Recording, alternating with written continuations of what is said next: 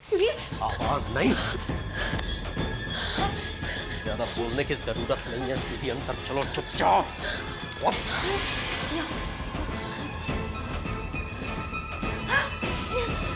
मैंने तुम्हें कहा था कि मैं तुम्हें अंदर नहीं बुला सकता।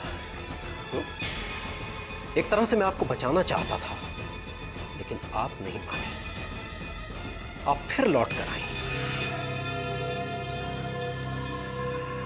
किसी ने ठीक ही कहा है कि जाने वाले को कोई नहीं रोक सकता।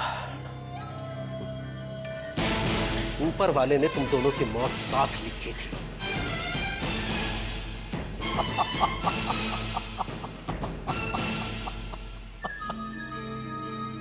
मैंने तो सुना था पत्नी और प्रेमिका की किस्मत अलग अलग होती है, वो एक साथ नहीं रह सकती। हा? एक जाती है तो दूसरी आती है, लेकिन यहां तो पत्नी और प्रेमिका एक साथ, एक ही इंसान के हाथों एक ही वक्त में मरने के लिए। देखो, तुम जिया को जाने दो प्लीज। तुम्हारा जो भी मतलब है मुझसे है, इससे तुम्हारा क्या बिगाड़ा है? तुम इसे जाने दो प्लीज। बाहर जाकर तो बिगाड़ेगी ना। नेत्रा, जो जहां है वो वहीं रहेगा। देखो, हमें मारकर तुम्हें कुछ हासिल नहीं होगा। हमें छोड़ दो। मैं आपसे वादा करती हूँ कि हम दोनों में से आपके बारे में पुलिस को कोई कुछ नहीं बताएगा।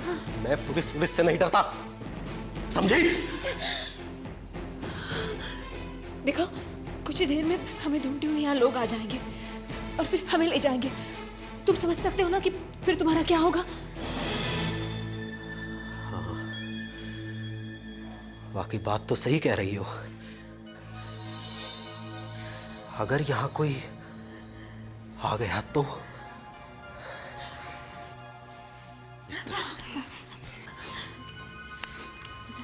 मित्रा, तुम वाकई मुझे छोड़कर चली जाओगी?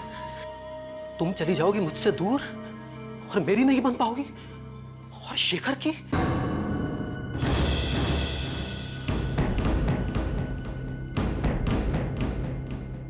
और आप भी कैसी कमाल की औरत है, अपने पति की प्रेमिका को ढूंढते ढूंढते यहां तक चली आई। वाह। यहां पता नहीं कितने लोग आए और चले गए, लेकिन आप, वाकई कलेजा है आप में। मैं होता तो जानती हो क्या करता? काट के रख देता इसे। तभी मैं चाहता हूं कि ये शेखर मर जाए। उसकी हिम्मत कैसे हुई मेरी नेत्रा पर नजर उठाने की? देखिए आप। नेत्रा, बोलो नेत्रा, बोलो, तुम मेरी क्यों नहीं हो पाई? मैंने हमेशा तुम्हारा ख्याल रखा है। तुम बेहोश हुई तो मैंने तुम्हारा पसीना पोंछा, और तुम जानती हो मैंने तुम्हें नहलाया भी। और मैंने कभी तुम्हारे साथ कोई बदतमीजी नहीं की नेत्रा, क्योंकि मैं हमेशा तुमसे प्यार करता रहा। लेकिन फिर भी तुम मुझसे दूर होना चाहती हो। क्यों नेत्रा, क्यों? ठीक है, अगर तुम मेरी नहीं हो सकती तो किसी और की भी नहीं हो सकती। देखो, मैं तुम्हारी सेंटिमेंट्स की बहुत इज्जत करती हूँ, लेकिन जबरदस्ती तो प्यार नहीं किया जा सकता ना। एहसान फरामोश, तू जिंदा रहने के काबिल नहीं है। पहले मैं तुझसे बहुत प्यार करता था, लेकिन अब मैं समझ गया कि तू तो मेरे प्यार के भी काबिल नहीं है। इसलिए पहले मैं तुझे मारूंगा और फिर बाद में इसका नंबर आएगा। तुम कहना क्या चाहते हो? तुम मुझे मार दोगे? हाँ?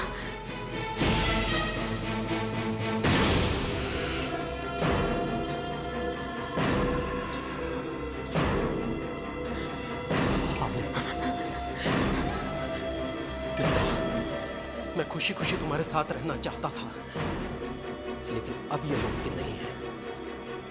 तुम भगवान से कहना कि अगले जन्म में भी वो तुम्हें मेरे लिए बनाए। वैसे मरने के बाद हम एक दूसरे से मिल जाएंगे। तुम दूर रहो, दूर रहो, दूर रहो।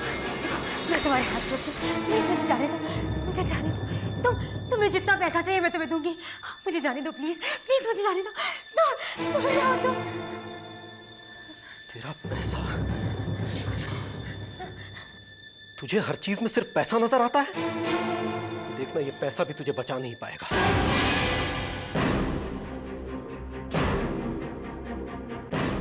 कुछ नहीं होगा, तेरा पैसा भी अब कुछ नहीं कर पाएगा। कोई बात नहीं नेत्रा।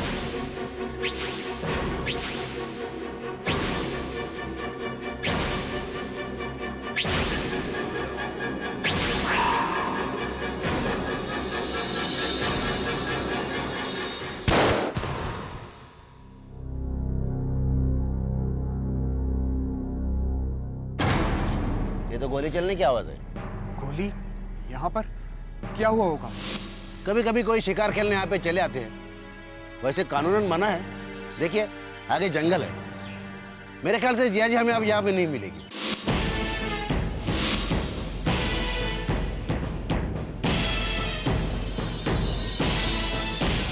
मैं देखना चाहता हूँ कि गोली कहाँ चली। कहीं जिया को तो, हे भगवान जिया ठीक हो। प्लीज इंस्पेक्टर, उस तरफ चलिए जहाँ से ये आवाज आई है, प्लीज। ठीक है चलो। जिया,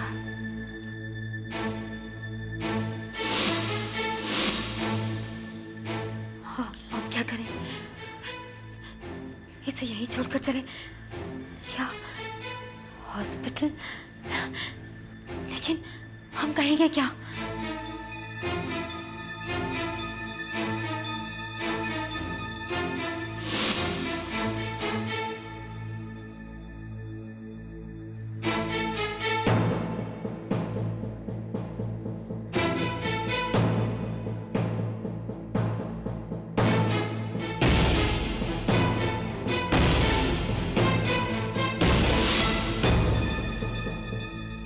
जिया,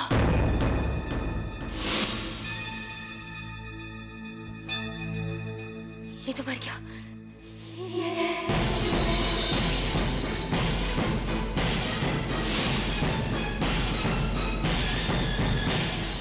इंस्पेक्टर साहब, आवाज इसी डायरेक्शन से आई थी। यहाँ जंगल के बीच में कौन रहता होगा? सर ये तो डीपी साहब का घर है। डीपी साहब? कौन? फॉरेस्ट ऑफिसर डीपी वागे। जिया, जो हुआ ठीक नहीं हुआ। तुम बहुत बड़ी प्रॉब्लम में आ सकती हो। इससे पहले कि कोई यहाँ पर आए, हम इस लाश को दफन कर देंगे। हमें यहाँ किसी ने नहीं देखा। हम यहाँ से भाग जाएंगे और किसी को कुछ पता भी नहीं चलेगा। तुम चलो। गोली की आवाज बाहर तो गई होगी, पर यहाँ कोई आता जाता नहीं। But you never know. तुम प्लीज चलो। नहीं, मैं कहीं नहीं जाऊंगी। सब लोग यही समझते हैं कि शेखर ने तुम्हें मार डाला। सबको पता चलना चाहिए कि तुम जिंदा हो, और अब तक तुम्हें वागे ने किडनैप करके बंद करके रखा हुआ था। तभी शेखर पर लगाए हुए सारे इल्जाम झूठे साबित होंगे, तभी शेखर रिहा हो पाएगा। देखो जिया, शेखर की रिहाई के लिए पुलिस के सामने मेरा जाना जरूरी है, और वो तो हम करेंगे ही। लेकिन इस पागल के खून के इल्जाम में तुम्हें जेल जाने की क्या जरूरत है? जिया, हमारे पास ज्यादा वक्त नहीं है। तुम चलो मेरे साथ। नहीं, मैं छुप कर कहीं नहीं जाऊंगी। और क्यों जाऊं? मैंने कुछ जानबूझकर नहीं किया। उस वक्त अगर मैं उसे नहीं मार देती, वो हमें मार देता। मुझे जो ठीक लगा मैंने वही किया। नेत्रा, चलो हम पुलिस के पास जाकर सब सच सच बता देते हैं। जिया, तुम्हारे या मेरे कह देने से सब कुछ ठीक नहीं हो जाता। जिया, एक इंसान का खून हुआ है। आदमी चाहे नॉर्मल हो या पागल हो, खून खून होता है। कानून की नजरों में ये एक क्राइम है। तुम चलो मेरे साथ। Let's go.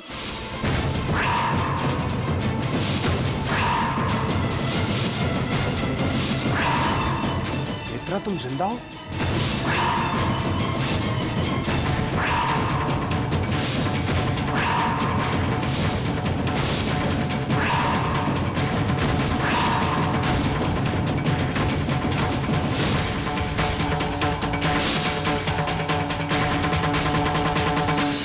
ऊपर वाला पता नहीं हमारे साथ क्या खेल खेल रहा है।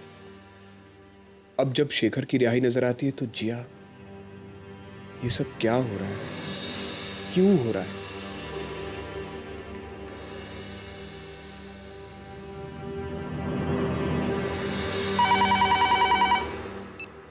हेलो। हेलो बाबा। अरे समर बेटा, कब से तुम्हारे फोन का वेट कर रहे थे। कितनी बार तुम्हारा फोन मिलाया लेकिन वो लग ही नहीं रहा था। यहाँ सब लोगों को कितनी टेंशन हो गई थी। हाँ बाबा, वो जंगल में नेटवर्क ही नहीं था। जंगल? जी बाबा। बेटा जिया का कुछ पता चला? बाबा जिया मिल गई है। Thank God. सब लोग कितने परेशान थे यहाँ। सुनो, जिया मिल गई है।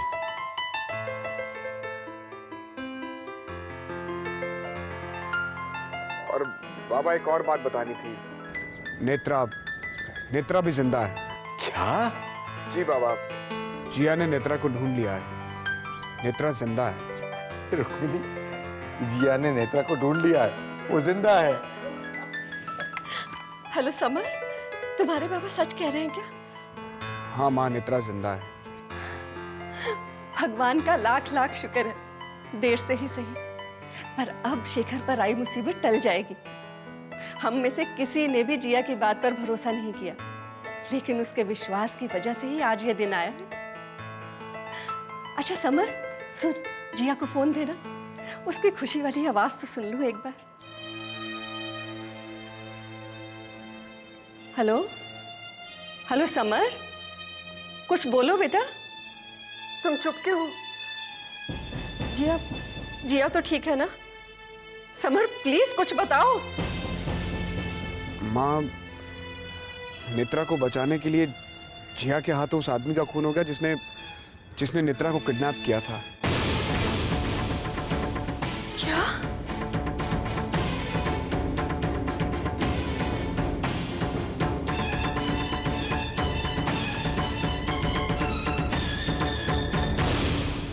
नेत्रा जी, आपको किसने किडनैप किया था? क्या इतनी टाइम तक आपको पता नहीं चला कि यहाँ शेखर के कत्ल का केस चल रहा है? आपने अपने पति की प्रेमिका को बचाने के लिए आपके हाथ खून से रंग लिए। मिसेज जिया पांडे, आपके हाथों एक खून हुआ है। क्या आप अपने पति को बचाने के लिए खुद को सलाखों के पीछे डालेंगे? प्लीज आप लोग बात कीजिए। Please leave us alone. आओ जी अंदर। अब क्या होगा? जिया ने खुद को और नेत्रा को बचाने के लिए सब कुछ किया। सेल्फ डिफेंस कोई जुर्म नहीं है। मैं जानती हूँ, पर जब तक इस बात का फैसला होगा तब तक जिया को कितनी मुसीबत झेलनी पड़ेगी पता नहीं। अच्छी खबर के साथ साथ बुरी खबर हमेशा तैयार रहती है। अब मेरे को यकीन हो गया, नेत्रा इस परिवार के लिए एक अपशगुन है। जहां उसके मिलने से शेखर का केस आसान हुआ है, वहां उसी की वजह से जिया एक नई मुसीबत में पड़ गई। भाई साहब, ऐसा नहीं हो सकता कि जिया सीधे घर आ जाए और जो कुछ भी होना है यहीं से हो।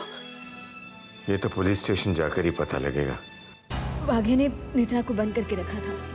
वो एक पागल सरफिरा आदमी था, किसी जुनून में था। वो किसी भी हाल में नेत्रा को वहां से जाने नहीं देता। उसे लगा होगा कि शायद ये बात सबको पता चल जाए, कहीं नेत्रा उसके चंगुल से निकल ना जाए, इसलिए उसने नेत्रा को मारना चाहा। मुझे उस वक्त कुछ सूझा नहीं। हम दोनों की जान बचाने के लिए मैंने वाघे को मार डाला। मेरे पास कोई और चारा ही नहीं था। मैं जानती हूँ कि मुझसे बहुत बड़ी गलती हो गई है, लेकिन जो सच है वो यही है। और उस वक्त हम पुलिस स्टेशन दोनों आ ही रहे थे कि उतने में वहाँ पुलिस आ गए, और ये सब नेत्रा के सामने हुआ। मैडम। इंस्पेक्टर, अब तो ये बात सामने आ गई है कि मैं जिंदा हूँ। हाँ, वो तो है। तो अब तो शेखर छूट जाएगा ना? हाँ।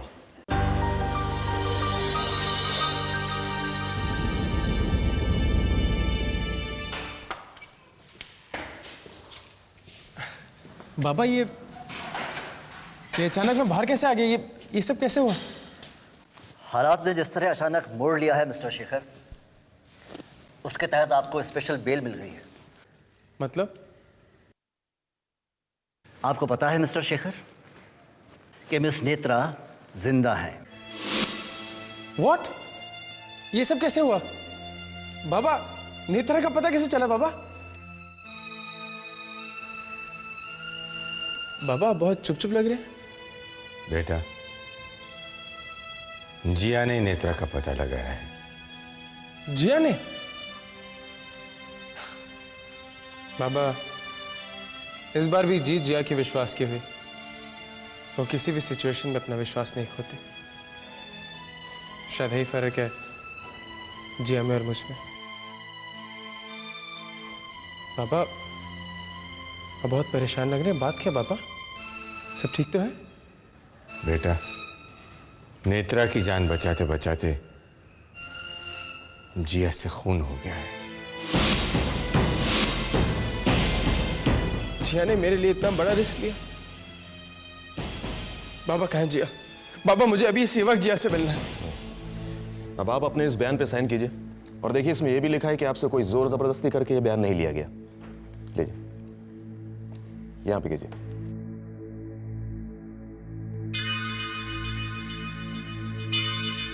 जिया?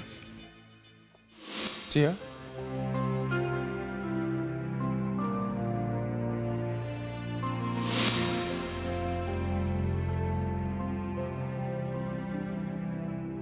I'm sorry Jiya. I'm really sorry। अब तो तुम्हें यकीन हो गया ना कि मैंने कुछ नहीं किया। शेखर, मैंने पुलिस को नहीं बुलाया और मैं कभी भी तुम्हारा बुरा नहीं चाह, कभी नहीं। पता नहीं वो जिया, मैंने गुस्से में ना जाने तुम्हें क्या क्या कह दिया। प्लीज मुझे माफ कर दो।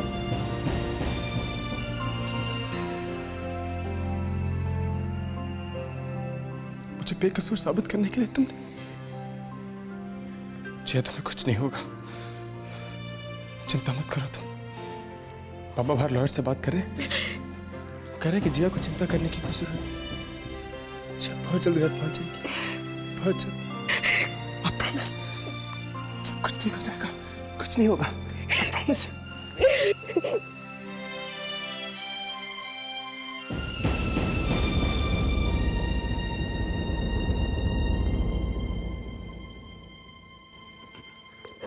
अब आपको अंदर जाना होगा। परसों कोर्ट में आपके केस की सुनवाई है। तब तक आपको प्लीज आना।